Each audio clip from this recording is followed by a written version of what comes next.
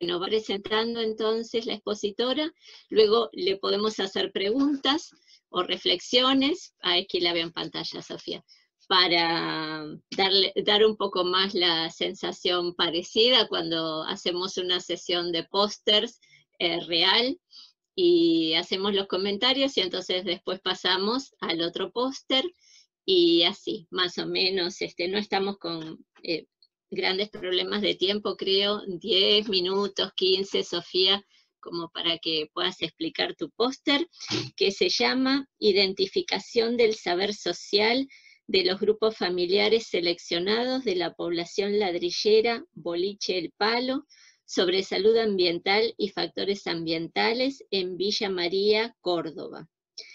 La autoría es de Bedelago Sofía, Butet Lara Romina, de la Universidad Nacional de Villa María.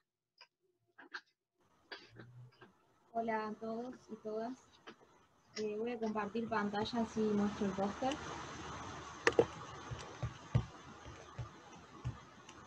Bien, mantenete cerca del micrófono, Sofía, porque te escuchamos mejor cuando te acercás. Perfecto.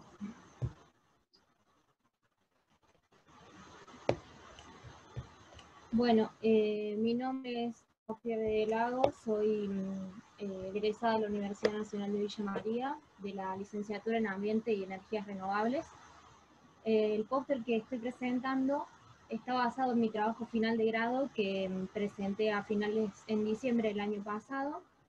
Específicamente es sobre el segundo objetivo específico de mi trabajo final de grado.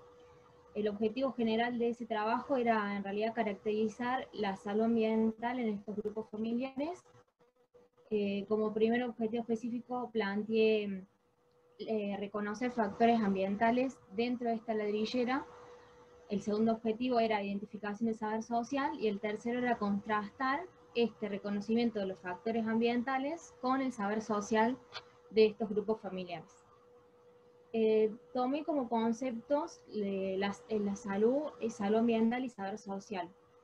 Los dos primeros son conceptos tomados de la Organización Mundial de la Salud, que fueron los que guiaron también el trabajo final, entendiendo la salud como un estado completo de bienestar físico y social y no la ausencia de afecciones o enfermedades, y la salud ambiental como la salud humana que está determinada por otros factores ambientales que sean físicos, químicos, biológicos, sociales o psicosociales.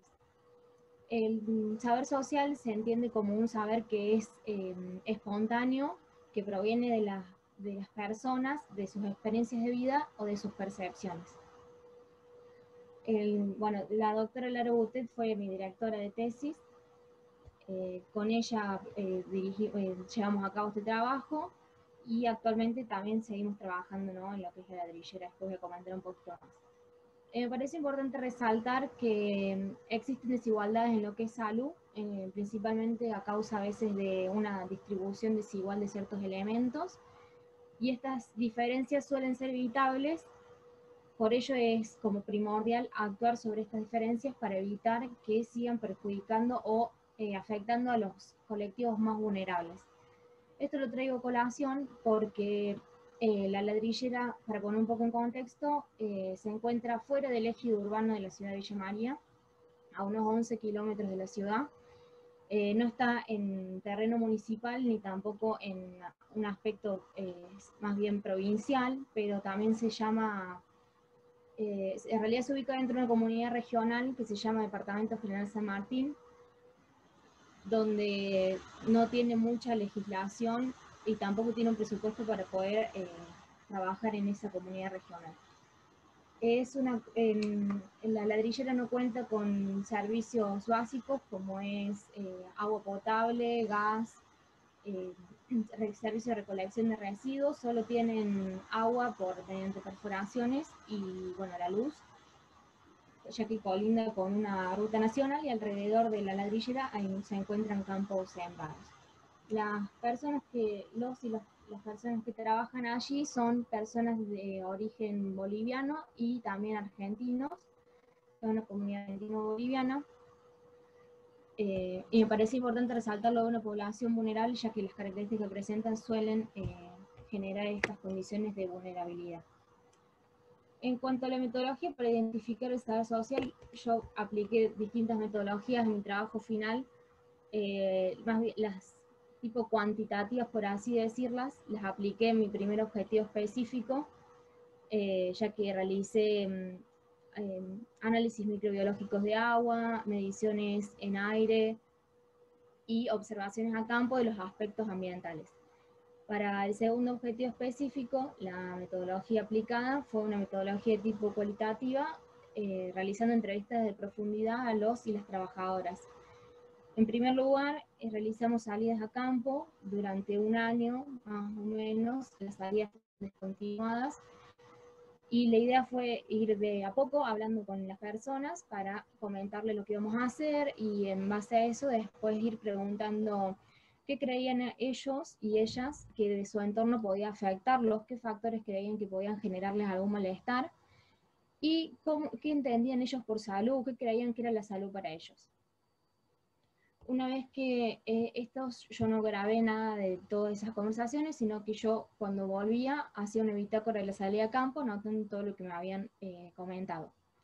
Para analizar entonces eso, lo que hice fue una primera lectura de estos escritos, iba identificando segmentos que tenían una relación con mi objetivo, luego comparaba estos segmentos entre sí, y si estos tenían similitudes, generaban una categoría emergente. Y si no tenían similitud entre sí, se generaba otra categoría distinta. La segunda instancia de análisis consistió en que luego comparara las categorías entre sí para generar una lista de temas generales. Como resultado, lo que puedo obtener es un listado de 12 categorías en relación al objetivo, y las cuales luego las agrupé en 5 temas generales, que fueron agua, residuos, el concepto de salud que ellos tenían, las condiciones ambientales y salud y trabajo.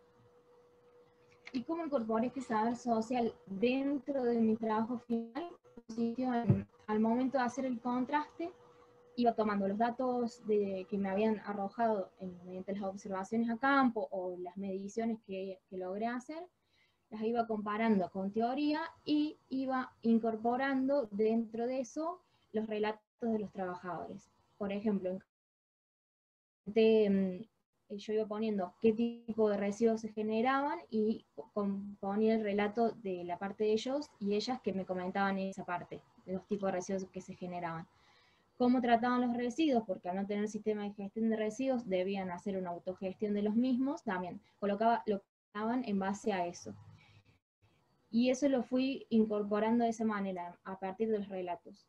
De todos modos, en el trabajo final de grado, incorporé categorías, las organicé en una matriz, donde colocaba el relato que correspondía a esa categoría, el nombre de la categoría, y un código para identificarlo. Entonces, esas referencias las fui incorporando dentro del trabajo final. En cuanto a las conclusiones de esta identificación de saber social, ellos expresaron que los aspectos que principalmente los afectaban, por así decirlo, eran la actividad productiva, una actividad artillera artesanal que se desarrolla al aire libre, todo manual, excepto la preparación del fango, pero el resto es todo manual. Entonces ellos expresaron en sus relatos que habían sufrido problemas con hernias, mucho esfuerzo físico, cansancio, problemas en la vista, entonces comentaban que eso era lo que mayormente los afectaba. Y comentaron también que las condiciones ambientales creían que podían llegar a afectarlos. Entendiendo condiciones ambientales principalmente, por ejemplo, lluvias. Como comenté, es una producción artesanal. Ellos al momento de dejar los ladrillos en proceso de secado previo a la cocción, cuando hay inclemencias climáticas como una lluvia, deben salir de los hogares a taparlas, a tapar la producción para evitar pérdidas económicas.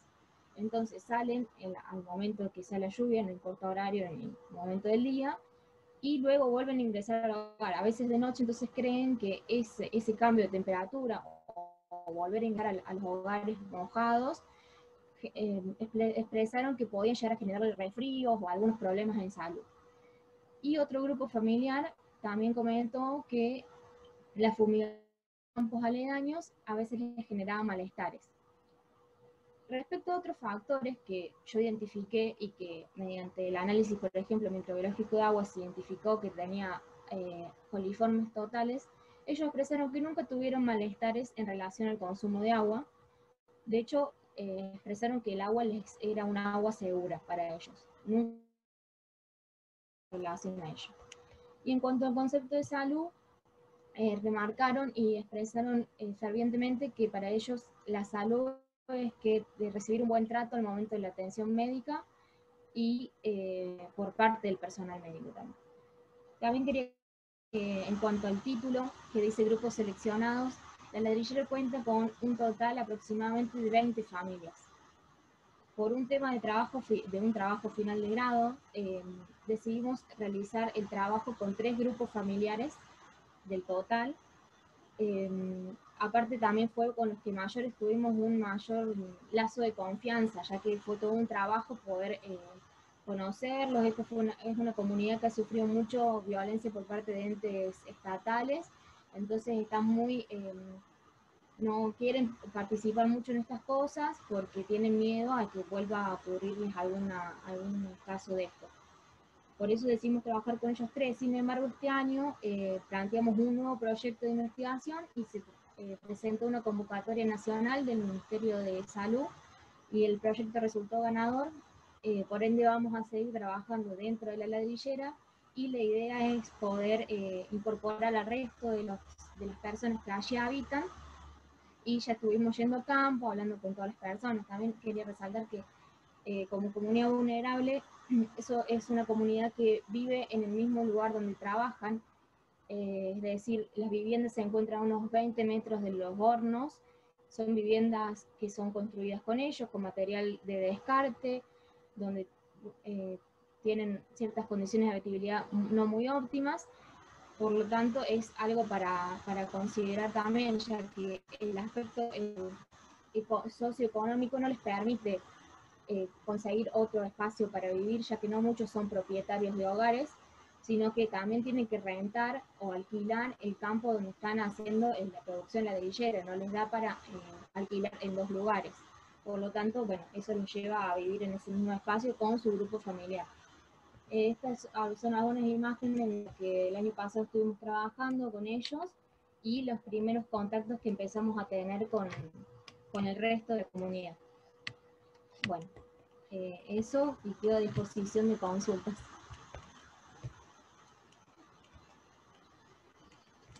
Bueno, muchas gracias, Sofía. Nos suena en algunos puntos conocido el relato, con algunos casos similares de ladrilleras que tenemos en la cuenca Matanza-Riachuelo, sobre todo en lo que hace a las condiciones de trabajo y el tener que vivir en el mismo lugar donde se fabrican los ladrillos y esta especie de reducto cerrado que se va armando, ¿no? Con poco intercambio con el mundo exterior. Yo hago la primera pregunta, no sé si hay alguna en el chat. ¿Te fue difícil acceder a estas comunidades? ¿Tuviste algún tipo de obstáculo externo, más allá del cultural? ¿Cómo fue el acceso a las familias con las que trabajaste? La primera familia con la que trabajamos fue un poco más fácil, ya que ya habían tenido una de sus hijas, por ejemplo, fue el mismo colegio secundario que yo. Bueno, ahí tuvimos como un poco de poder ingresar desde esa parte. También fuimos con otras personas que ya habían empezado a trabajar con ellos desde otros aspectos. Lo que sí tuvimos en el medio del proceso de investigación y antes de que yo empiece mi trabajo final de grado, hicimos un seminario y los invitamos a ellos a que participen porque era importante que ellos supieran lo que estábamos haciendo y que tengan conocimiento. Y al momento de ir a la exposición había una persona de un sindicato con los que ellos habían tenido un conflicto y que nosotros desconocíamos, y ahí casi que se termina todo. Tuvimos que explicar que nosotros no sabíamos que iba a estar, tampoco lo conocíamos. Fue como un conflicto que tuvimos, ya que ellos cuando tuvieron conflictos con entes estatales quedaron muy golpeados por eso, entonces están como a la retaguardia de que no vuelva a ocurrirles eso. ¿Cómo decidieron tomar como unidad de análisis a la familia? Trabajamos con ellos tres porque, bueno, la primera fue como más fácil de entrar. Después fuimos con la otra familia que decidió participar y ella nos comentó que su hermana vivía en ese lugar. Entonces le preguntamos si podíamos ir a hablar con ella. Entonces fue como que esas tres familias, dos que eran familiares, era más fácil poder comenzar a hablar.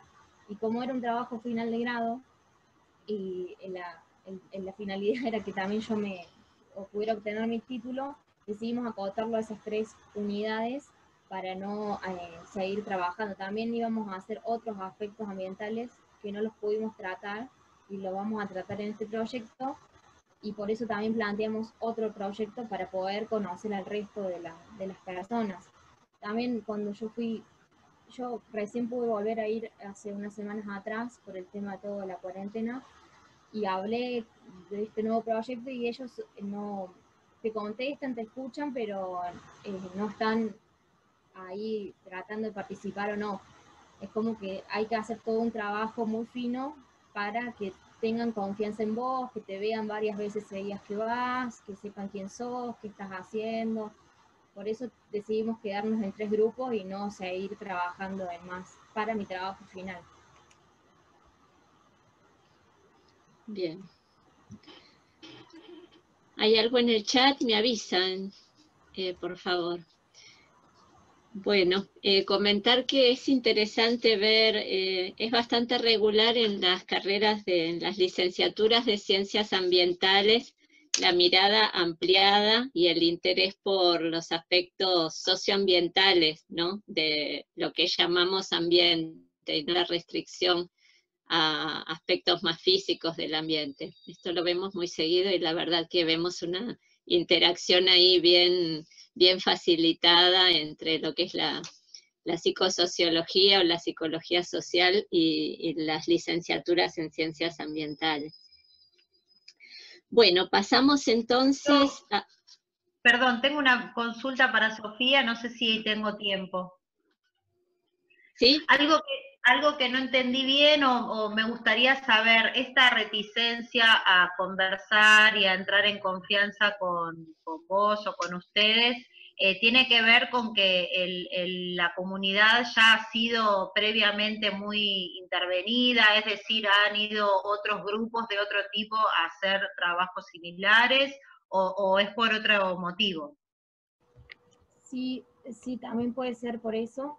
Pasó que un grupo de estudio de otro instituto de la universidad donde yo estudié fue a hacer ciertos trabajos con ellos. Con ellos nos contactamos en primer momento como para ingresar, pero ellos hicieron el trabajo y después nunca más volvieron a ir. O sea, obtuvieron sus resultados y ahí quedó todo. Entonces, una de las familias en particular nos dijo que con esta persona ella estaba aprendiendo a leer y a escribir y que de repente no fueron más y quedó ahí como en la nada. Entonces también eso es como que nos perjudicó. Y también ocurre que, bueno, con esta persona del sindicato, también ellos fueron a la ladrillera como sindicato de ladrilleros, y fueron y dijeron, bueno, esto está mal, esto está mal, esto está mal, esto está mal, hay que cambiar, hay que cambiar, y nunca les consultaron a ellos, o por qué trabajan así, o por qué hacen esto, o qué soluciones podemos buscar en conjunto, sino que les dijeron todo lo que tenían que modificar.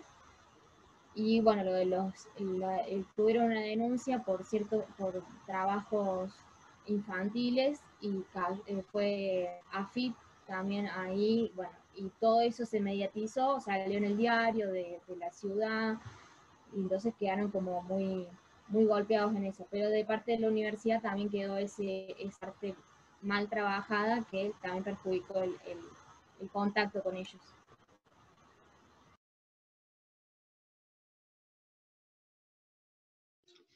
Bueno, muy bien. Entonces pasamos a presentar el segundo póster que es justamente de María Gubaro, relocalización de familias y urbanizaciones populares por razones ambientales. María Gubaro, que es de la Dirección de Salud y Educación Ambiental de Acumar. Bueno, buenos días, gracias por la invitación. Voy a tratar de compartir la pantalla. A ver si puedo.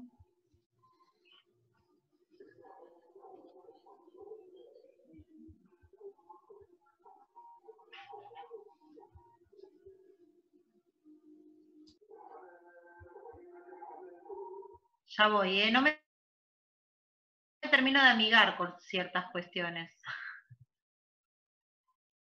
¿Ahí ven una pantalla roja? Sí. Bien.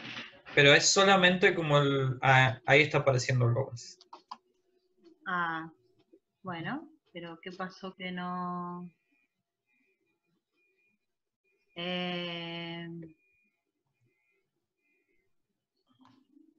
Uy, se me fue, disculpen, ¿eh? La verdad que no sé qué pasó porque lo tenía abierto. Yelica, decime qué querés que haga, porque por ahí me lleva un ratito volverlo a abrir. ¿Pasamos del siguiente y sigo yo en la próxima o vos lo tenés disponible para compartir? No sé si Florencia lo tiene a mano o alguien del equipo. Sí, ahora lo busco. Entonces, ahí me está abriendo igualmente, me parece. A ver. Si querés, yo lo tengo.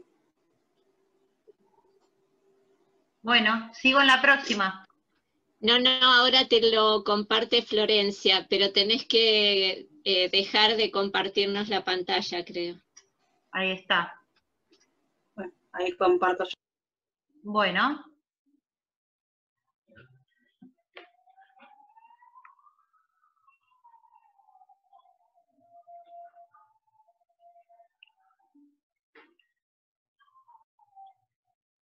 ¿Hay manera de agrandarlo un poco? Ahí está. Bueno, si querés dejarlo en ese lugar un poquito más para abajo, así se puede leer. Bueno, gracias Florencia, qué genia. Bueno, esto es para comentarles un trabajo que hicimos hace algunos años desde la Dirección de Salud y Educación Ambiental de Acumar, que es la cuenca, que es la autoridad de Cuenca Matanza-Riachuelo. Fue un trabajo que se realizó en el marco de un proceso de relocalización de 174 familias que viven a la vera del río, frentistas, ¿sí? O sea, viviendas que quedaban prácticamente junto a la ribera.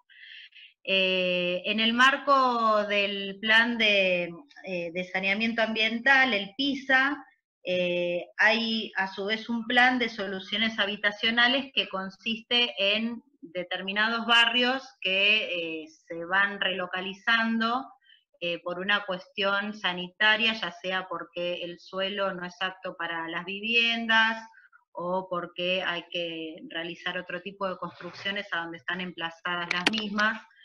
Es un proceso que lleva mucho tiempo, muchos años.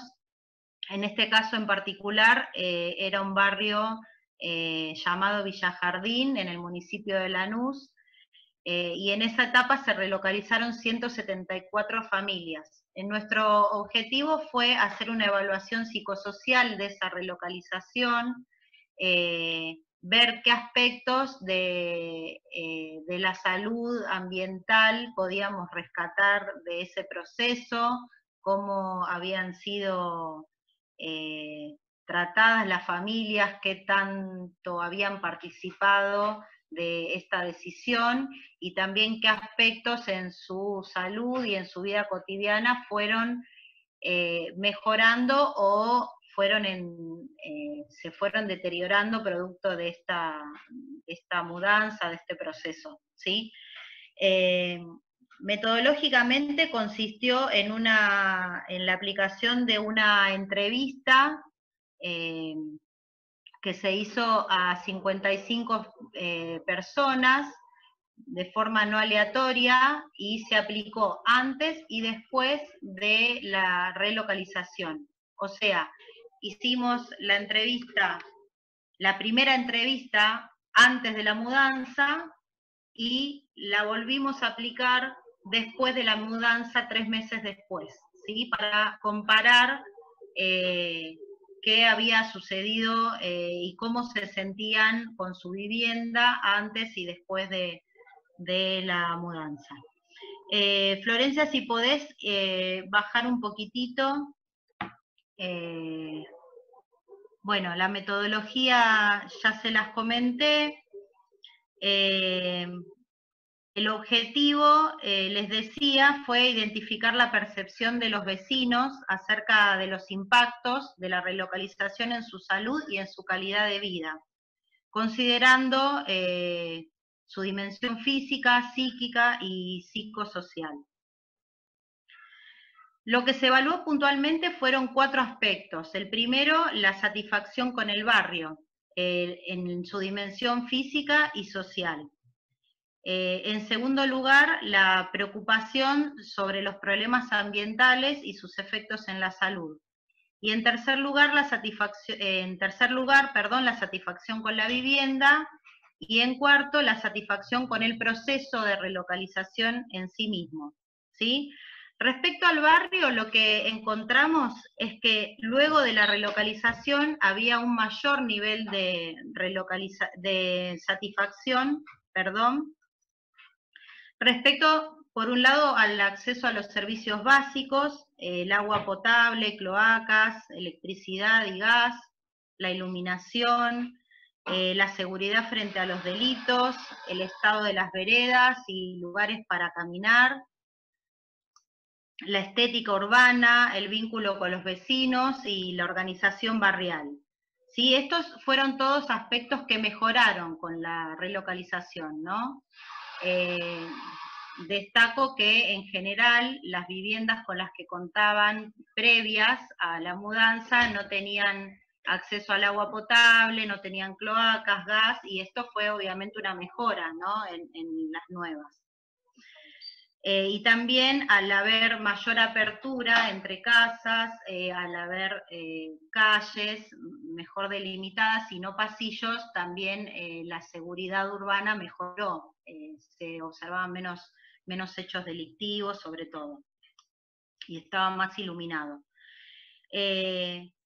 Sí disminuyó, algo que empeoró, digamos, disminuyó su satisfacción en relación al acceso a los medios de transporte, a los centros de salud y a la educación, la existencia de comercios y la ubicación del barrio y la distancia entre las viviendas. Algo que es importante señalar es que las nuevas viviendas ya estaban más lejos de los recorridos de los medios de transporte, de los colectivos. Por ejemplo, la escuela de los niños ya quedaba muy lejos a comparación a lo que quedaban previamente, o el acceso a sus trabajos. Eso es algo que no se había planificado suficientemente. Y obviamente en el nuevo lugar tampoco había muchos comercios, entonces se había generado todo un problema, por ejemplo, en dónde comprar la comida de todos los días, bueno, por lo menos en un primer momento. Algo que no se modificó, que permaneció igual, es que los vecinos, tanto antes como después, manifestaban una insatisfacción respecto a la inexistencia de espacios verdes, de esparcimiento y lugares de encuentro social con los vecinos. Es decir, tanto en el barrio que se iba a demoler, digamos, en el barrio viejo como en el nuevo, no había espacios de encuentro, no había plazas, no había árboles, no se delineó, no se planificó nada de esto en las nuevas urbanizaciones. Respecto de los problemas ambientales, sí disminuyó, o sea, mejoró la preocupación por los en todas las áreas evaluadas respecto a la salud ambiental o los problemas ambientales, ¿sí?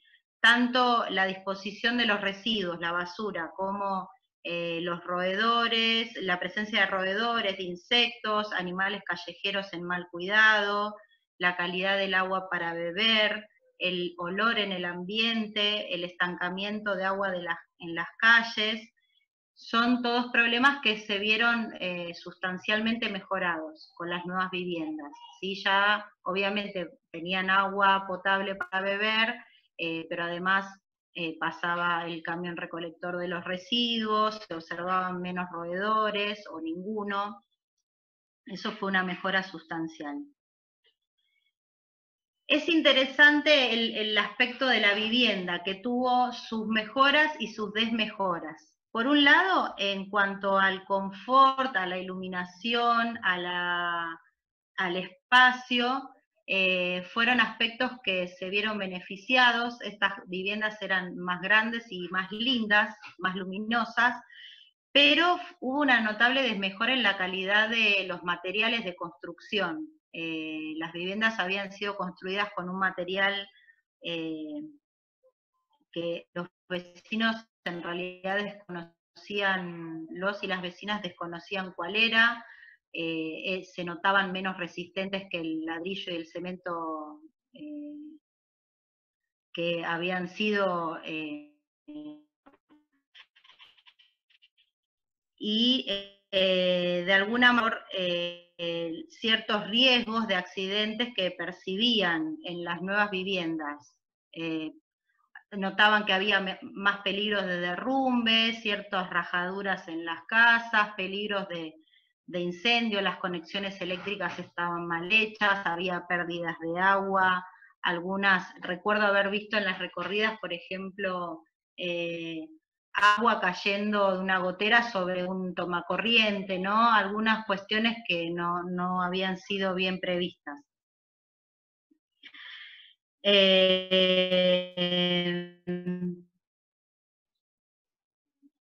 Digamos que las áreas tuvo sus mejoras y sus desmejoras. Algo que creo que es interesante o importante destacar a la hora de la planificación de este tipo de políticas es que es necesario cambiarlo por el concepto de relocalización de familias, ¿no? Algo de esto reflexionábamos con el equipo cuando culminamos el trabajo, porque se ocasionaron múltiples problemas por pensar a las viviendas como algo que no tiene relación con la familia. ¿A qué voy con esto? Por ejemplo, hubo muchas relocalizaciones de abuelos en un lado y a 6 cuadras, 7 cuadras de distancia, los hijos y los nietos, ¿no? Cuando eran familias que compartían una misma dinámica, que los abuelos cuidaban de los nietos, esto al no considerarse como unidad de análisis la familia y la dinámica que compartían, lo que ocurría es que quedaban en datos separados, unos iban a parar a un listado, otros a otro listado, y terminaban uno en una punta y otro en otra punta del barrio, ¿no? Y esto generaba un montón de problemas después al interior de las familias y su dinámica cotidiana. María, tenés que ir cerrando ya. Es todo lo que iba a decir. Bien.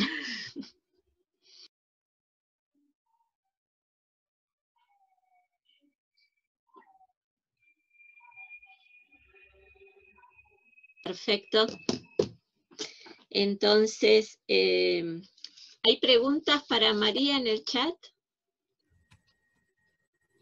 Ay, sí. 2, si no me equivoco.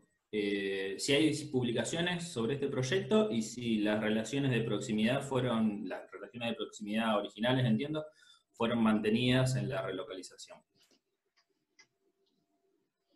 Bueno, lo de las relaciones de proximidad es un poco lo que comentaba recién, no fueron mantenidas, eso fue lo que generó muchos problemas al interior del barrio. Así que, bueno, creo haber respondido esa pregunta. No fueron... Debe haber salido antes de que lo dijeras, en realidad, claro. Sí. Y publicaciones de este proyecto, la verdad, Yélica, no recuerdo si ha sido publicado en algún lado, porque ella fue la... No, creo que está como informe interno para el organismo. No hacia el exterior. No. Bueno, muy bien. Entonces, gracias María. Pasamos ahora a la exposición Las niñas y niños de la ciudad de Porto Alegre y la relación de su bienestar con el sentido de pertenecer a una comunidad. De Guimaraes Stephanie, de Selva de Pontificia Universidad Católica do Rio Grande do Sul, Pires Caroline, Livia Bedín Tomasi y Jorge Castellá Sarriera de la Universidad Federal de Río Grande do Sul. Perdón por mi portugués, yo comprendo pero no pronuncio bien. Así que, Livia querida, gracias por estar y te dejamos la palabra. Gracias a ti, Yélica, un gusto poder compartir con ustedes un poco de nuestro trabajo. Y quien va a presentar es Stephanie Guimarães. Entonces, la palabra con Stephanie, ¿está bien? Gracias.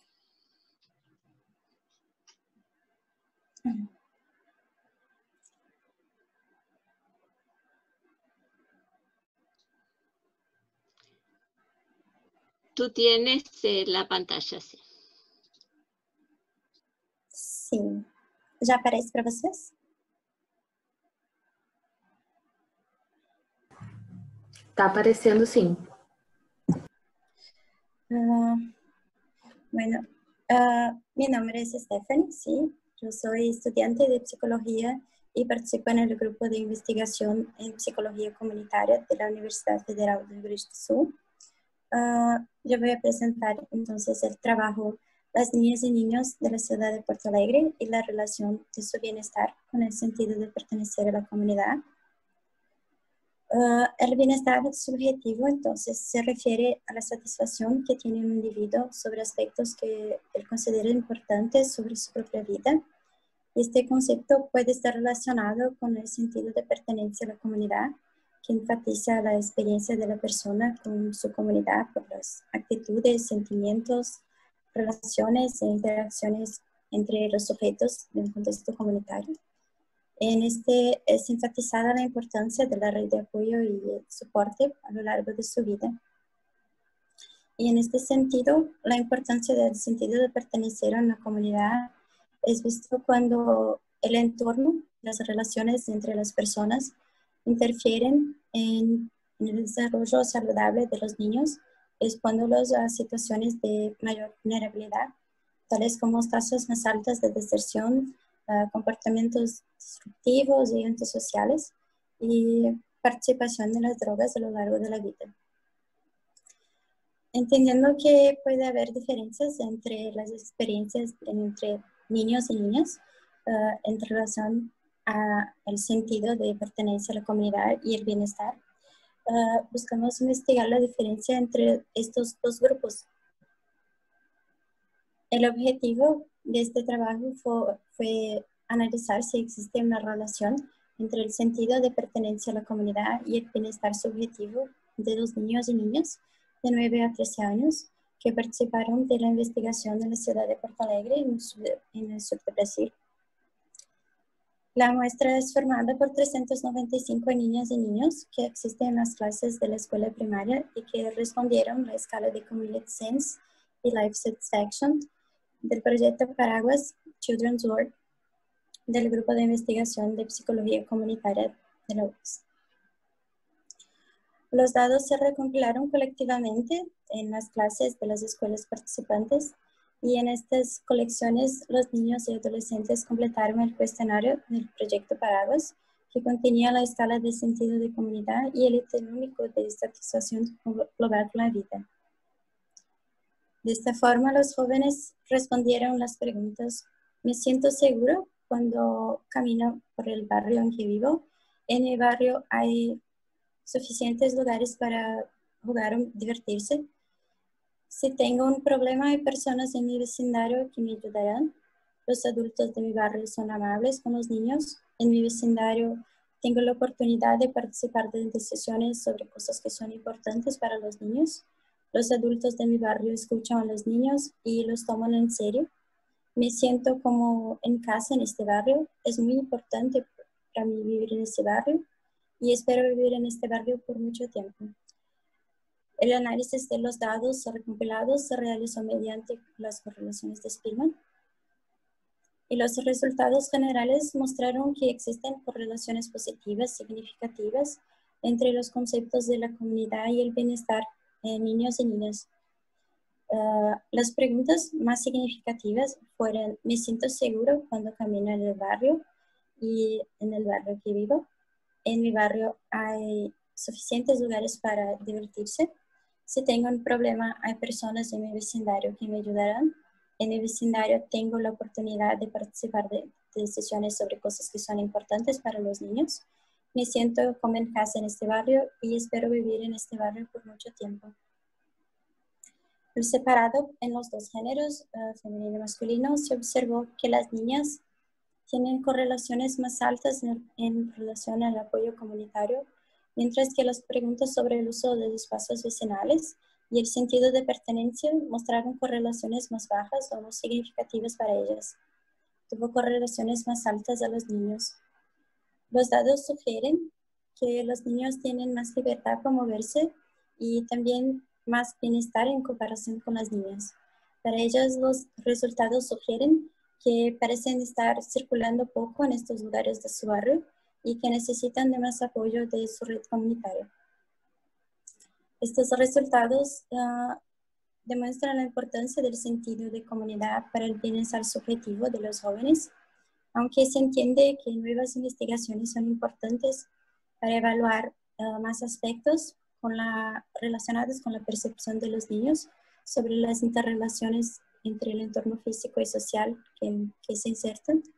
También se considera que es importante investigar mejor cómo la violencia urbana o de género influye en la circulación de estos jóvenes en sus barrios, así como investigar cómo están viendo esos aspectos durante este periodo de pandemia.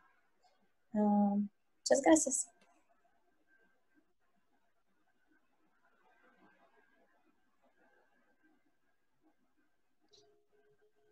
Bueno, muchas gracias, Stephanie. Hermosa investigación, muy significativa realmente.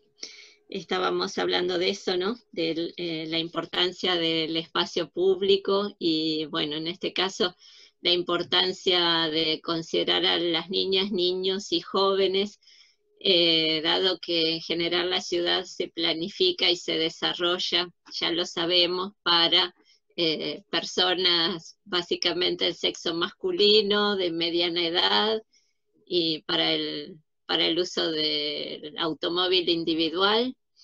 Esos son los protagonistas de la ciudad, así que muy importante dar voz a las niñas y niños y mejorar los espacios que hacen a su satisfacción y a su bienestar subjetivo. Bueno, maravilloso. ¿Hay algo en el chat? Yo no veo el chat aquí, No, preguntas en principio no hay. Hay comentarios y agradecimientos, digamos. Bueno. Muy bien, entonces, esto es parte de un estudio más amplio que ustedes vienen realizando, ¿verdad? Si quieren comentar un poquito el contexto del estudio. Sim, faz parte do projeto Guarda-Chuva, Mundo das Crianças, do grupo de pesquisa em psicologia comunitária da URGS. Pesquisa diversos aspectos em relação à vida das crianças,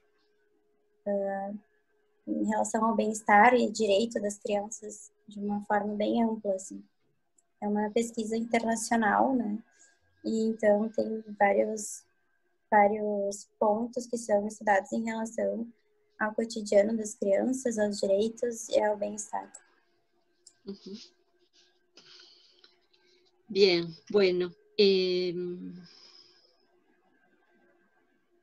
Vamos entonces a pasar al siguiente póster, que es la relación entre seguridad en la movilidad urbana y el bienestar subjetivo de los niños y niñas y adolescentes de Porto Alegre, Brasil.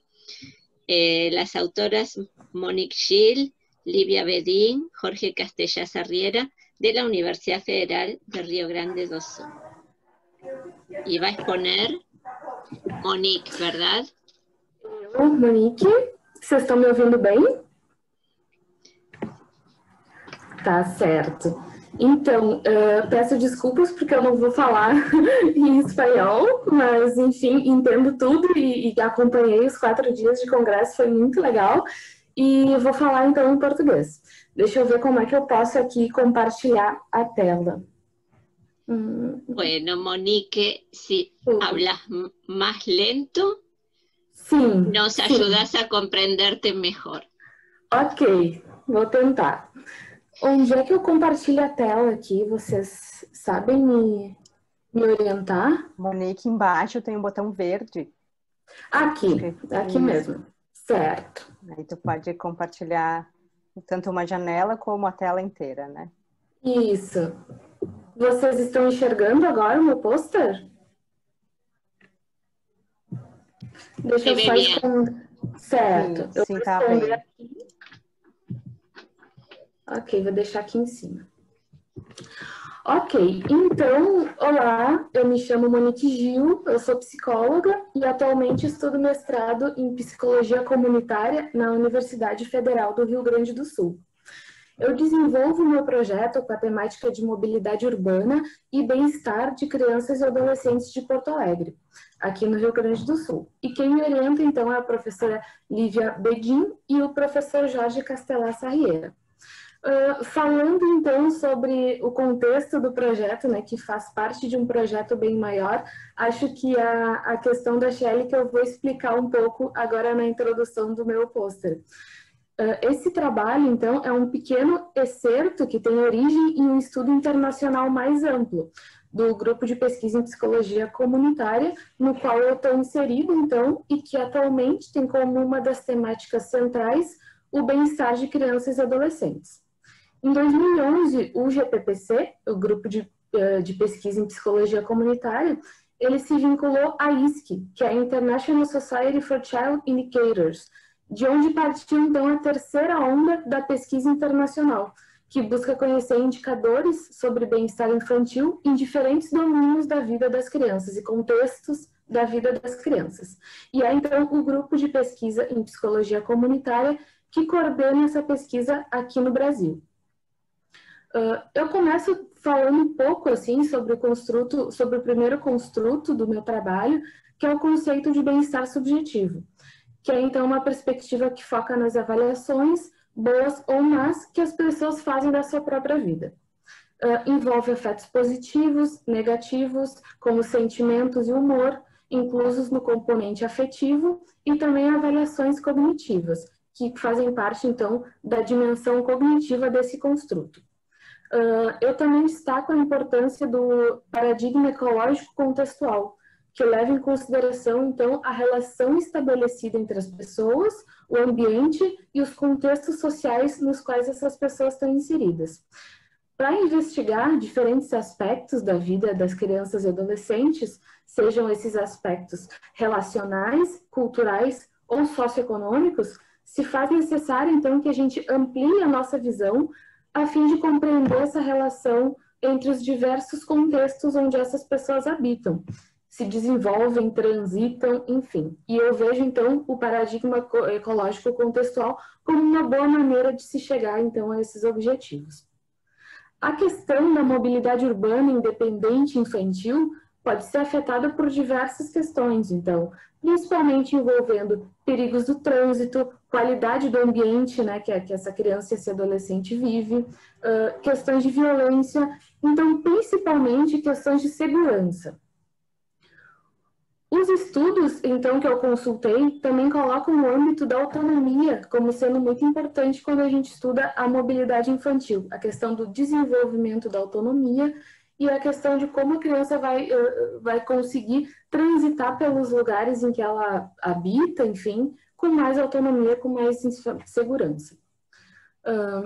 Seguindo então esse enfoque, aqui no trabalho, a mobilidade urbana ela não é considerada só como um atributo do deslocamento, mas também é uma maneira de se estar no mundo, de se conectar com o mundo.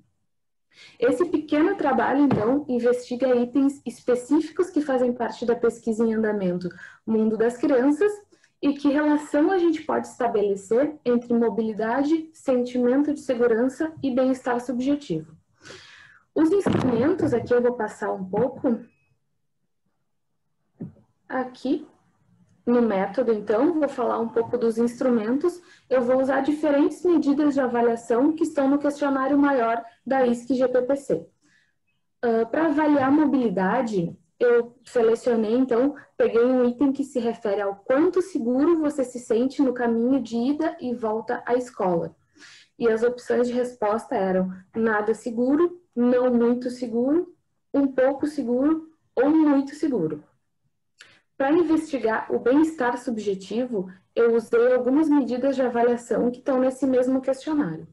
A OLS, que é a Overall Life Satisfaction, a CW-SW-BS, é uma escala de bem-estar subjetivo, a CW-DB-SW-BS, que é uma escala de bem-estar subjetivo baseada em domínios de vida, e a CW-PNAS, que é de afetos positivos e negativos.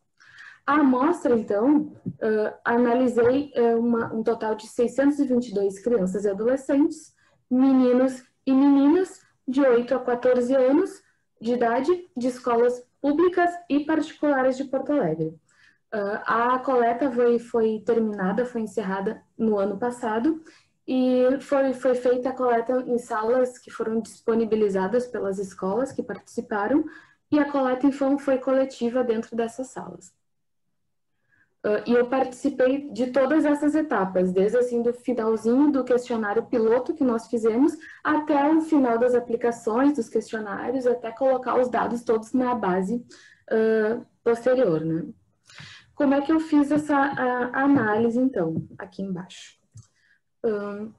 Para descobrir se o sentimento de segurança relatado tem relação com os resultados das escalas de bem-estar, eu rodei, então, um teste T no SPSS, no programa SPSS, que faz justamente isso, né? Que pega uma hipótese nula, que no caso é as medidas das escalas de bem-estar não diferem entre o grupo que se sente muito seguro do grupo que apresenta algum nível de insegurança, e testei, então, essa hipótese.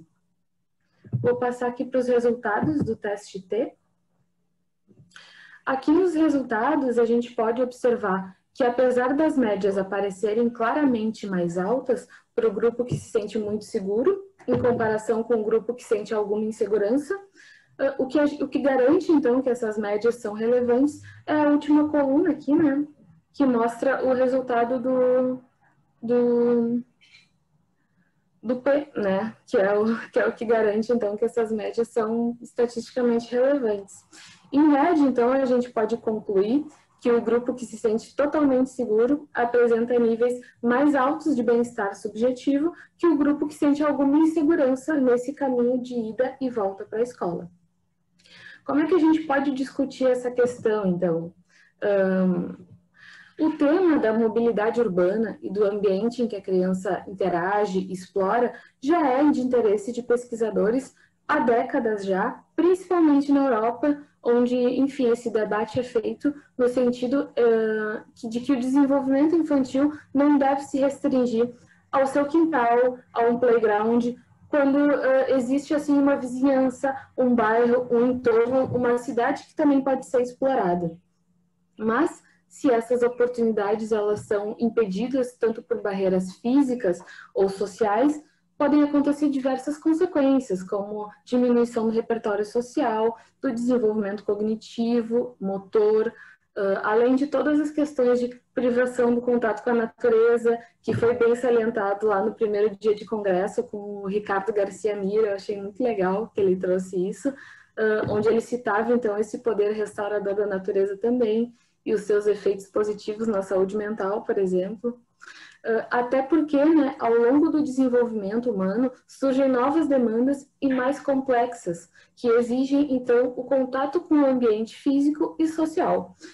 Isso acontece da infância até a idade adulta, né? Então, esses efeitos da falta de oportunidade de exploração do ambiente podem ser bem significativos à medida que a criança e o adolescente vai se deparando com essas demandas. Eu também queria apontar, né, relacionado ao meu trabalho, ao Brasil e também à América Latina como um todo, as dissonâncias no que se refere assim, à mobilidade urbana. O Brasil, apesar de ser um país só, né, conta com grandes centros urbanos caracterizados por diferenças geográficas, sociais e espaciais. E essas diferenças não são só em relação aos estados, mas também as capitais e a cidade, as capitais e as áreas rurais, ao sul e ao norte, e chega até as cidades que por si só já abrigam essas diferenças geográficas, sociais e espaciais. Aqui em Porto Alegre, a gente conta com um centro urbano, é uma capital, enfim, mas também a gente tem uma área rural, que, com características culturais, geográficas diversas desse meio mais urbano. Além dessas diferenças regionais, se a gente localizar o Brasil no contexto latino-americano, essas especificidades a nível mundial também aparecem. Sabemos pouco ainda sobre como ocorre a mobilidade urbana entre crianças e adolescentes em países da América Latina, ou nos ditos países em desenvolvimento. E isso faz com que esse tema seja assim, mais especial para mim, porque envolve bem-estar, envolve o público infantil e adolescente, que tem suas vozes muitas vezes negligenciadas, a nossa relação com o meio ambiente, com o nosso senso de comunidade, com o nosso sentimento de pertencimento, de engajamento em questões locais, com a cidade integrada, que também o Bernardo trouxe há pouco, tanto com micropolíticas, tanto com as políticas macro, com diferentes áreas de conhecimento, como serviço social, arquitetura, ciências sociais, psicologia, enfim. E para finalizar, então, eu queria agradecer muito a Xélica pelo convite feito ao Jorge e dizer que foi muito especial ouvir nesses 4 dias que eu acompanhei o congresso, esses pesquisadores, tantos pesquisadores ótimos, assim, debatendo temas que são tão legais, que são tão importantes para mim, por exemplo. Vou agradecer também, principalmente, as falas das mulheres que tiveram nesse congresso, a Graciela, a Beatriz, a Mireia, a Maria Fernanda, Natália, Carol, Sofia, enfim, todas as outras, e dizer que eu ouvi com muita atenção as falas delas e que eu aprendi muito com todas. E é isso, graças.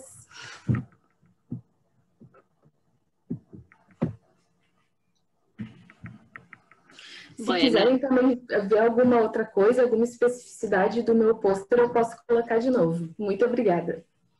Muchas gracias, Monique. Muchas gracias por el afecto también y el compromiso con las mujeres del Congreso y las expositoras. Bueno, realmente es una alegría poder estar compartiendo y bueno, con el grupo de Porto Alegre y el grupo del profesor Jorge Sarriera, con Livia, la verdad que es siempre genial poder volvernos a encontrar y tener un pretexto para que ustedes puedan participar, contar lo que hacen. Hemos ubicado aquí a lo largo de la mañana todos los trabajos que hemos recibido o que nos han invitado, que los expositores invitados comunicaron en relación al medio construido, por lo que estaba diciendo, tal vez porque el lema del Congreso, al ser vinculado a la crisis civilizatoria, tuvo un fuerte énfasis en lo que tiene que ver con la sustentabilidad de los bienes naturales, etcétera, pero que evidentemente el proceso de capitalismo neoliberal que se ha venido analizando en distintas sesiones genera también en el espacio urbano problemáticas de habitabilidad, de calidad de vida, de pérdida de satisfacción para grandes grupos de población, para mayorías de población, en lo que tiene que ver con sus niveles socioeconómicos, pero también con las inequidades de acceso en relación a género, a grupos etarios, como ustedes bien están comentando. Y en la sesión que tuvimos esta mañana, donde nos envió su exposición el doctor Bernardo Jiménez Domínguez, justamente enfatizó mucho procesos que ocurren en ciudades de México, bueno, de todo el mundo. Él en su ciudad de Guadalajara lo estuvo analizando también. Ana Paula Soares nos estuvo contando hace un ratito respecto a procesos que ocurren de pérdida del espacio público para los jóvenes, no específicamente para los niños, pero sí para adolescentes, donde se refugian en los centros comerciales, el shopping, y bueno, por sentimiento de inseguridad, pero también ahí hay procesos de apropiación a veces conflictivos con el uso que se quiere dar a estos centros comerciales, y tienen que ver justamente con la pérdida de otros espacios que tendrían que ser el espacio natural de apropiación comunitaria, que ha ocurrido toda la vida, la calle, como el espacio de juegos hace décadas. Para quienes somos de mi generación recordamos lo que era salir a andar en bicicleta, no sé si se dirá así, los varones, el juego a la pelota, y lo que era la calle como espacio de socialización, de exploración, como bien vos estabas diciendo, Monique, como esto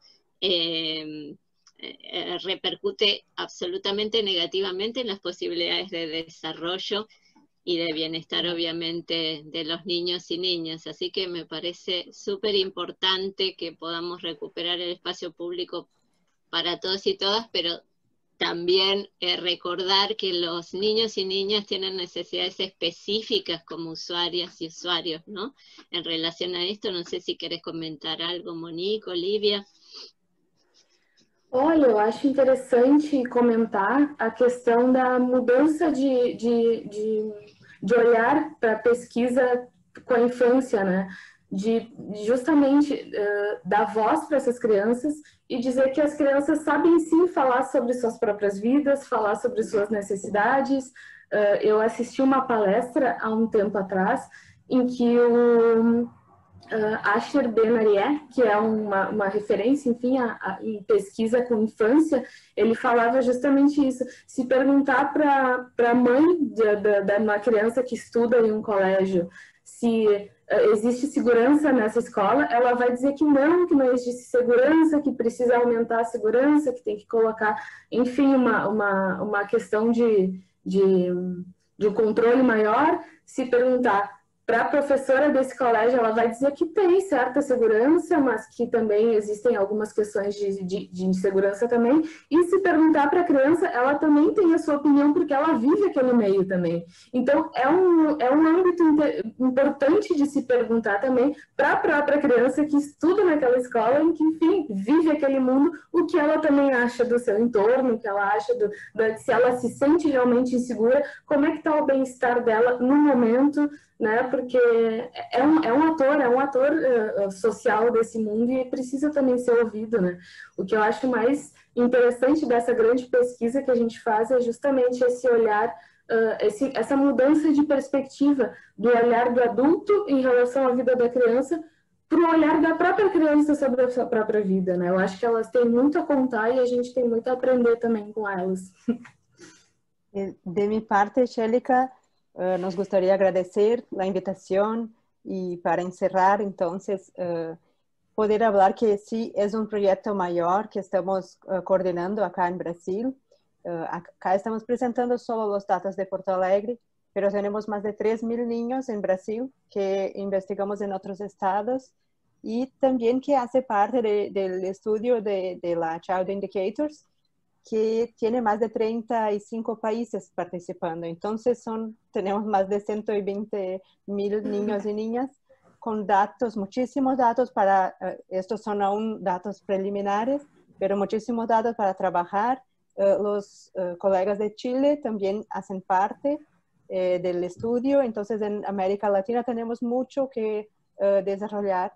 Y aprovechar para invitar a todos también que estamos organizando la próxima conferencia de la ISKI, la conferencia internacional de de la ISC, entonces la Sociedad Internacional de Indicadores de Infancia, que será acá en Gramado, en la ciudad de Gramado, próximo octubre.